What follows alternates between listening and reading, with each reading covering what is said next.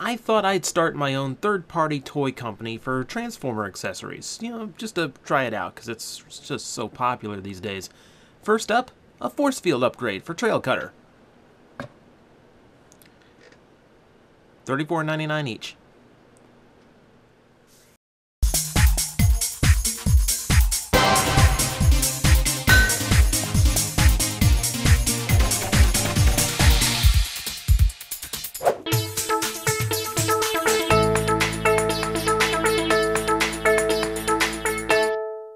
If you followed me for long enough, you might have picked up on a love I have for a long-neglected Autobot named Trailbreaker. Though, to be fair, they didn't intentionally do it. Originally, this toy was going to be Trailbreaker, but they changed the deco when they couldn't trademark the name. Same reason this spy changer with his paint job is still named Ironhide. Then there's the Alternator that became Swindle because the series lacked Decepticons. Then there's this thing that was going to be Mr. Forcefield, but I'm kinda glad that one fell through. So here we are in Generations, where we said to hell with trail breaking, trail cutting is in today. Like the name, the vehicle is classic, but updated to avoid trademarks and copyrights. It's a hefty truck with military style and designs on it, especially in the shape of the reinforced windshield. And the roof guns, too. I'm also happy to see the canopy was retained, even though you rarely see a truck anymore that has one. For such instances, this part is removable, revealing a covered truck bed underneath. It's a nice option if you want to have a more current look, though the floodlights look a little silly this way. And no, unfortunately you can't fold them down. Deco-wise, Old Breaker's always been tricky since he's pretty much just black, and that really shows here. Windshields are transparent, so they just blend in, leaving the only standout deco the updated stripes on the sides. I'm happy to see it, even if it is lacking the orange stripe, but that's nitpicking. The front gets some paint apps at least for the headlights and grille, plus the silver floodlights and guns of course. Nice big Autobot symbol too, with the retro silver trim around it like an old G1 sticker. Very classic style. Throws out the whole robots in disguise thing, but I think the roof-mounted guns did that first. Honestly, if it needed anything, it was painted wheel rims. They rarely do it anymore, but on such a stark black vehicle mode, it would have really helped. Also, getting him to roll might be tricky given how the front wheels are made, but you may or may not have that issue. Still, it's a heavy-duty truck, way more interesting than a standard pickup, and I love how it came out. Now we get to transformation, and guys, this is how Transformers should be done. Nothing relies on thin panels with 3 or 4 interlocking tabs going in 2 different directions. There's no massive kibble floating off his arms or back.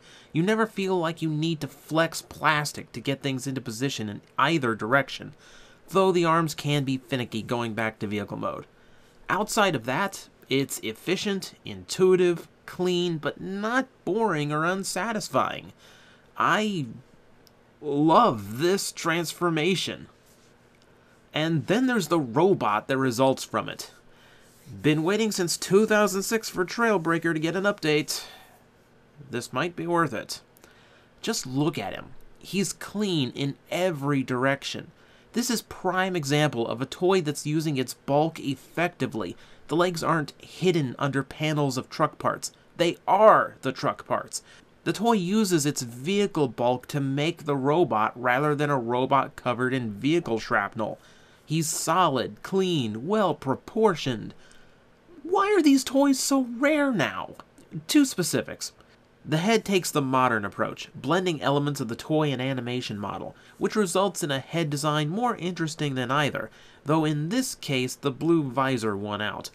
Naturally, being part of the relaunch wave, Trailcutter's based on his IDW appearance, and it's a buff appearance at that, with wide shoulders and a broad chest.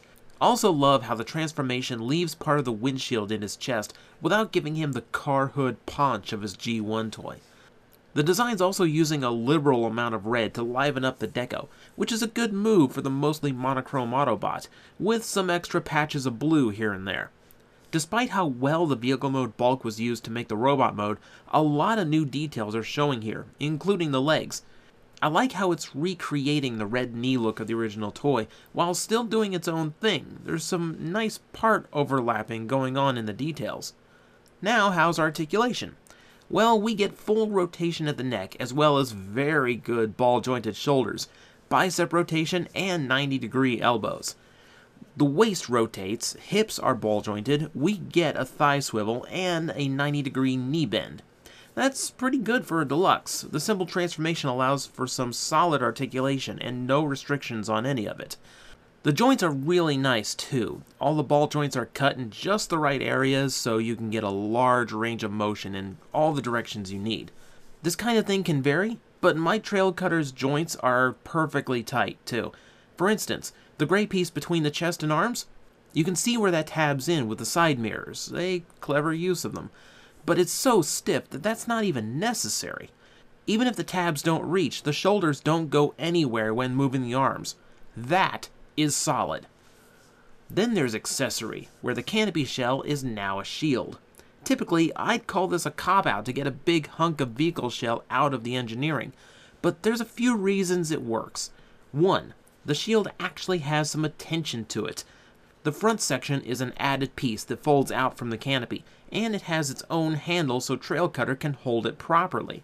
Between that and the guns being well positioned, it makes a decent accessory.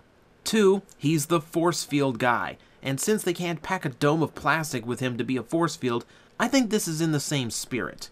3rd, the vehicle mode doesn't technically need it, as it's a fine pickup truck even without the part, so it really is accessory for both modes, which I'm fine with. I do wish he got an accessory to mimic his vintage gun hand look. After all, the other Autobots in the wave got 2 accessories, but I can't judge it on what I wish it had. If you want more, the guy's loaded with ports for accessories. Sides of the legs, sides of the arms and shoulders, and top of the floodlight, which is also for storing the shield. Kinda like how it looks there, despite making him look like he's got a kibble-loaded backpack. Oh yeah, you get a comic book too. It's just a censored version of Spotlight Trailcutter, so if you have that, you're not missing anything but a kiddie version of the comic. I do want to point something out though. Given that this is the first genuine upgrade to the character since his G1 toy, no, I don't count the Legends toy as an upgrade, and he's my favorite 84 Autobot, imagine my surprise when among Lockdown's crew in the comic, we find a Common Rider. V3 to be exact, designed as an Insecticon. If it was stronger, I swear this set was made just for me. So to recap, the vehicle mode is powerful looking and very cool. The robot mode is clean, rock solid, and very cool. And the transformation is the exact kind I keep hoping we get more of. And very cool. So, yeah, he's okay. Seriously. It's a foregone conclusion. For me, this is the standout of the entire IDW wave. He might be smaller than I'd like, and to be honest, that's because I want him to be a Voyager. And he comes with the same hollowed out parts we have to live with in new Transformers.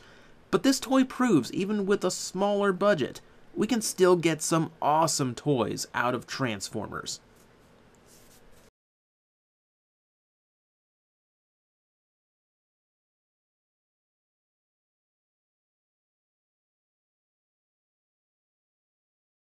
Check it out, it even works. Ain't nothing getting through this baby.